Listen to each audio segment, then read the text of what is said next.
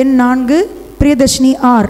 அனைவருக்கும் காலை வணக்கம். என் பெயர் பிரியதர்ஷினி. நான் 5ஆம் வகுப்பு A3 பிரிவில் படிக்கிறேன். என்னுடைய தலைப்பான விண்வெளி ஆய்வாளர் பற்றி இப்பொழுது நான் பேசப்போகிறேன். இந்திய விண்வெளி ஆராய்ச்சி திட்டத்தின் தந்தை டாக்டர் விக்ரம் சாராபாய்.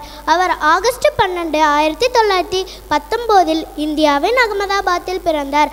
அவரது தந்தையின் பெயர் அம்பாலா சாராபாய், தாயார் பெயர் சரளா தேவி. தனது உயர் படிப்பை அகமதாபாத்தில் உள்ள குஜராத்தி கல்லூரியில் படித்தார். பிறகு இங்கிலாந்தில் உள்ள கேம்பிரிட்ஜ் பல்கலைக்கழகத்தில் 1940 இயற்கை அறிவியலில் தனது தேர்வை எழுதினார்.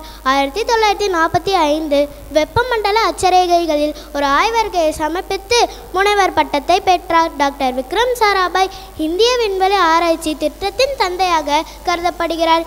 ஏனெனில் இவர் உருவாக்கி வளர்த்த பல நிறுவனங்களில் முதன்மையானது இயற்பியல் ஆராய்ச்சி ஆய்வகம்.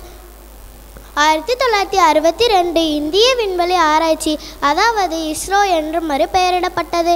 1967 UCIL, 1960 வாஸ்க், 1985 FBTR, 1976 SAC, 1972 VECC போன்ற நிறுவனங்களை நிறுவினார்.